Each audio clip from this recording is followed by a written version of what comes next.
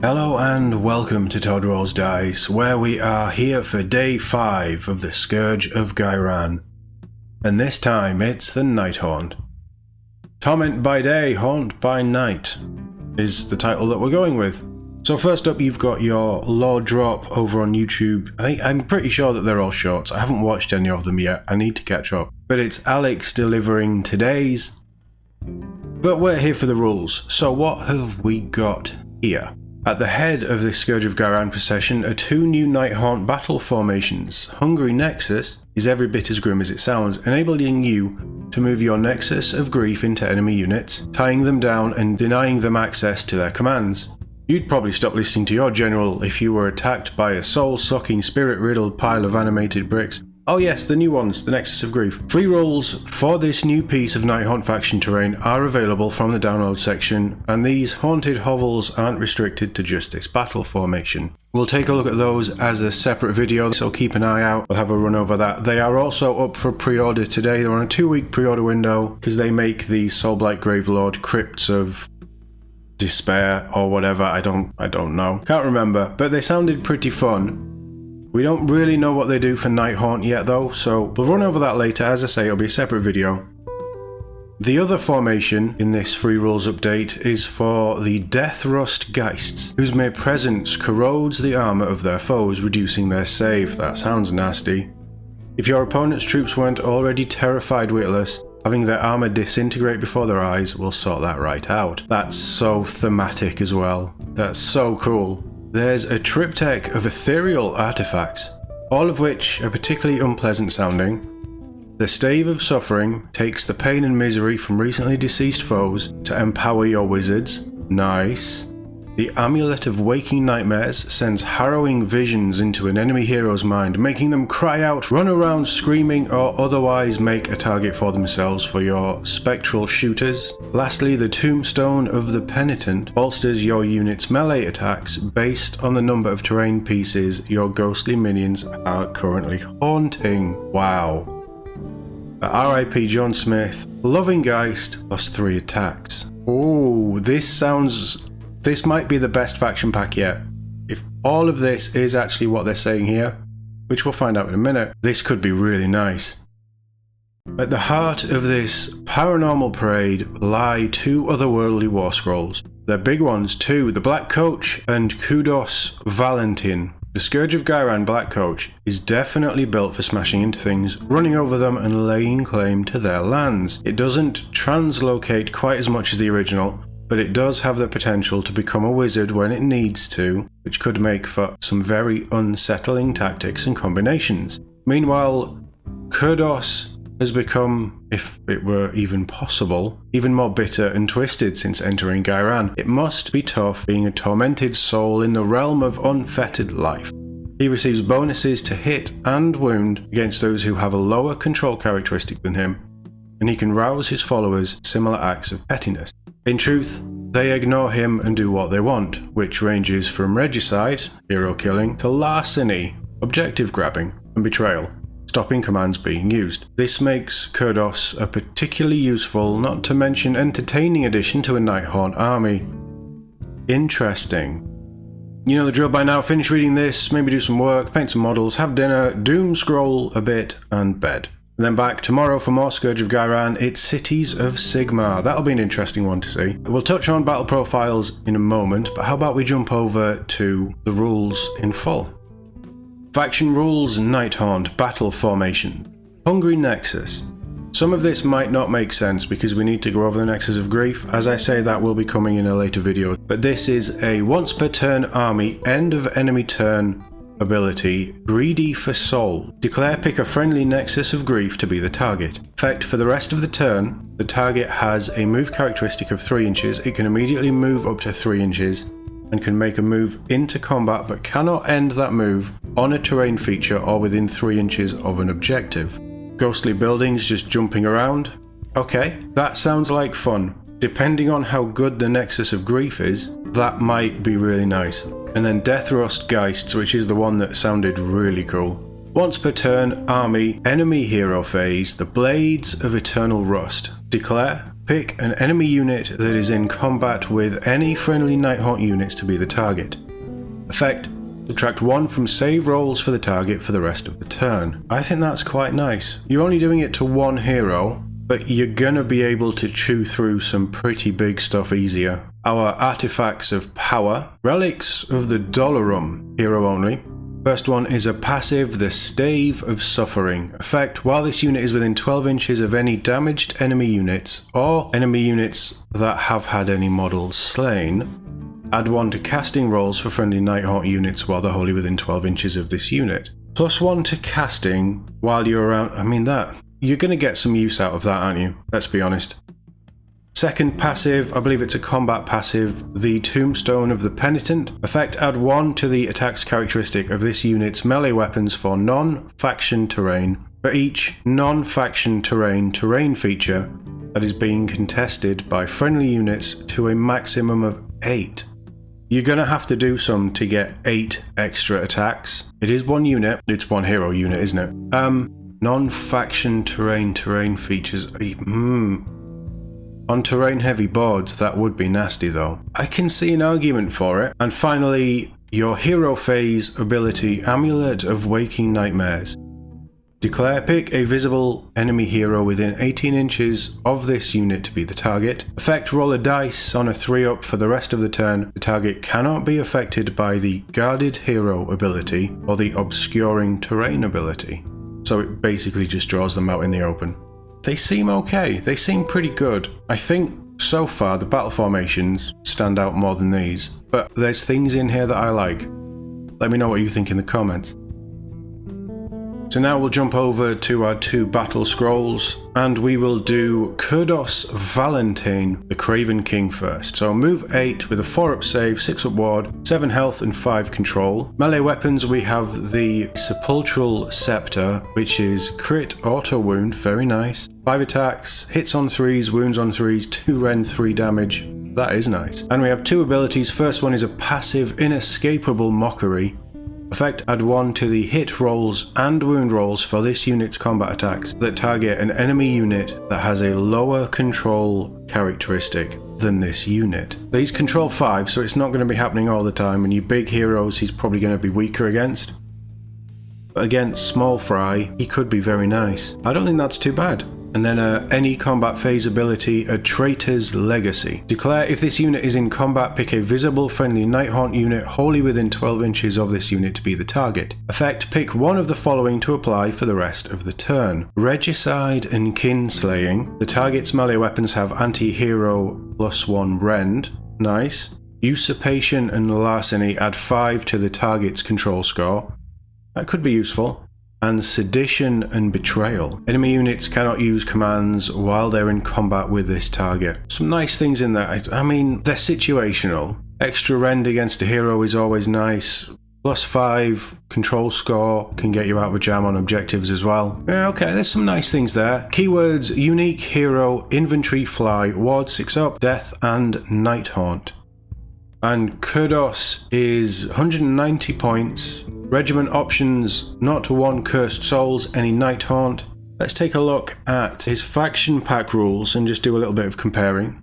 So as a base unit, Kurdoss still has the 6-up ward. They've changed how they do the war scrolls for the better, but he still has that 6-up ward, he still has fly.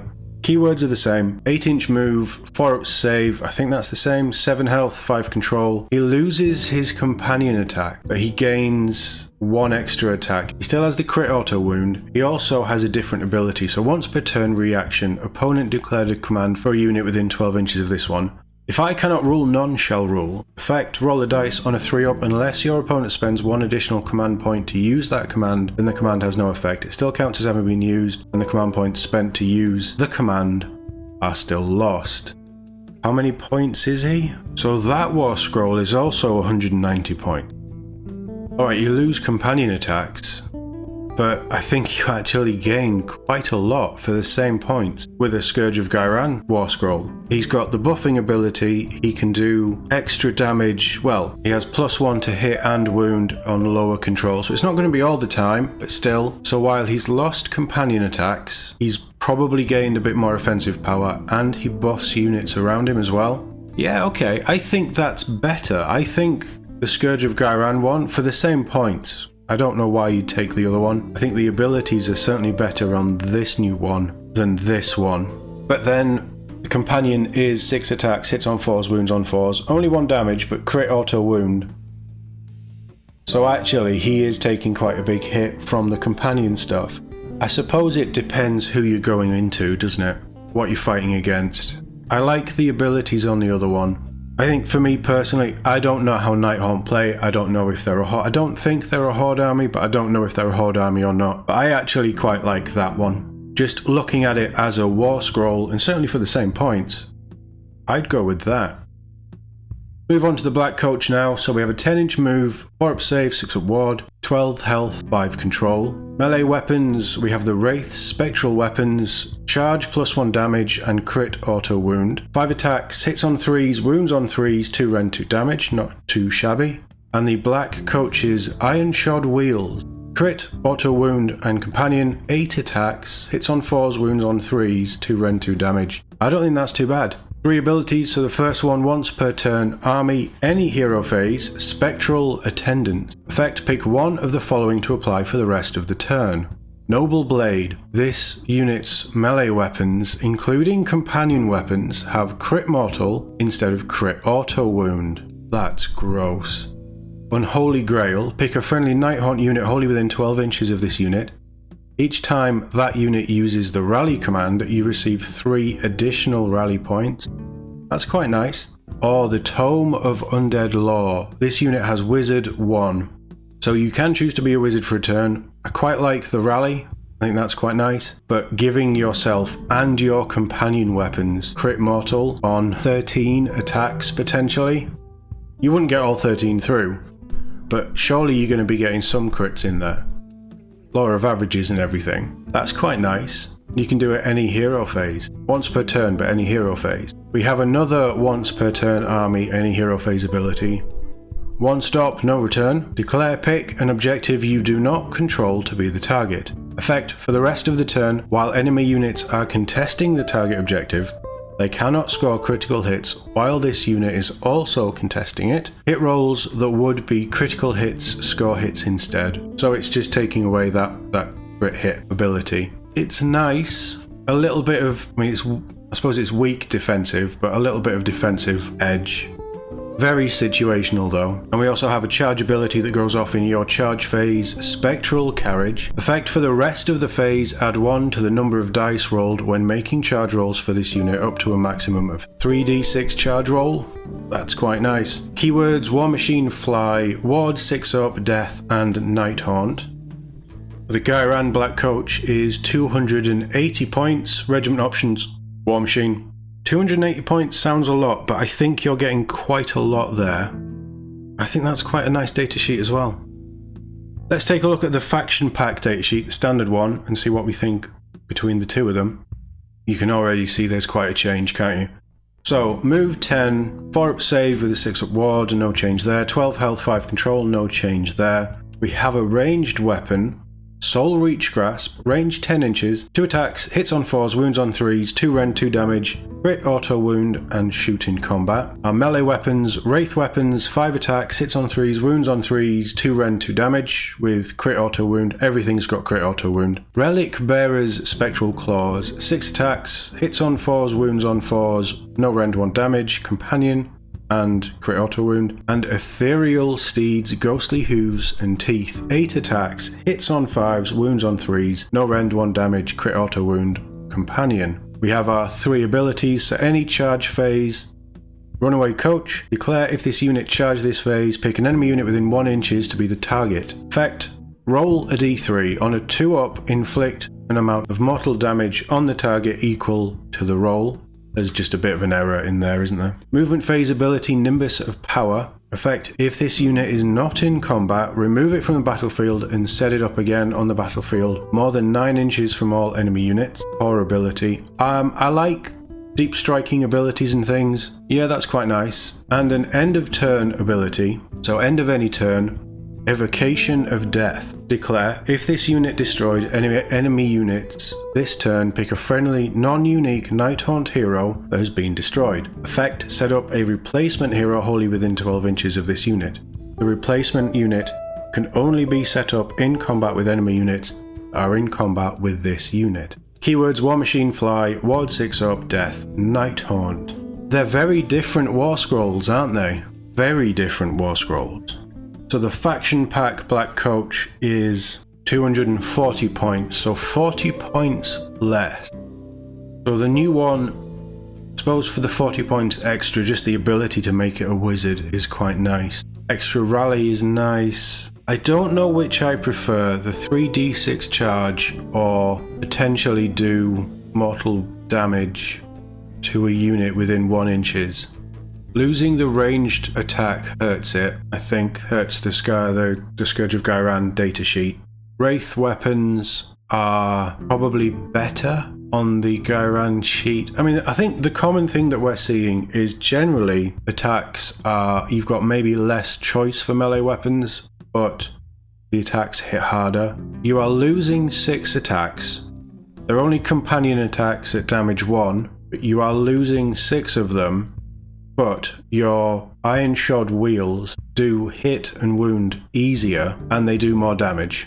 So damage output to damage output. Melee weapons, you're probably about the same. Like I say, losing the ranged weapon is quite a hit, I think. But then it's only 2 attacks, hitting on 4s. Being able to replace a non-unique Nighthaunt hero is a nice ability. The Deep Strike, the Nimbus of Power Deep Strike, is a nice ability to just teleport around and get to objectives. You could argue that a 3d6 charge would give you more movement to push further up with them, and you do probably want to be on objectives with the Black Coach. I think it's a tougher conversation to have. I think both of these new data sheets are quite nice. I think certainly Kurdoss is much better with this new datasheet. War Scroll, sorry, that's 40k speak. I've been thinking about Space Wolves and datasheets and things. War Scrolls, there are War Scrolls in this game. I like the Black Coach. I like both the Black Coaches, to be honest. I think for the extra 40 points, you maybe are getting your points worth, but you could also say it's a bit expensive. But then being able to just turn it into a wizard when you need isn't bad.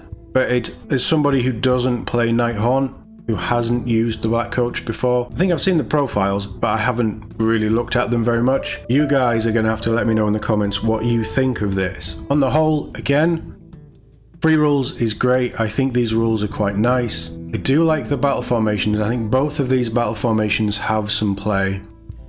The artifacts are decent. I don't think they're amazing, but they're decent. The Stave of Suffering is quite nice. And I think these 2 War Scrolls are very good as well. I do think that this is the best Ghyran update that we've had so far, but maybe I'm wrong. Let me know what you think in the comments below. As always, thank you very much for watching, and I'll see you all in the next one.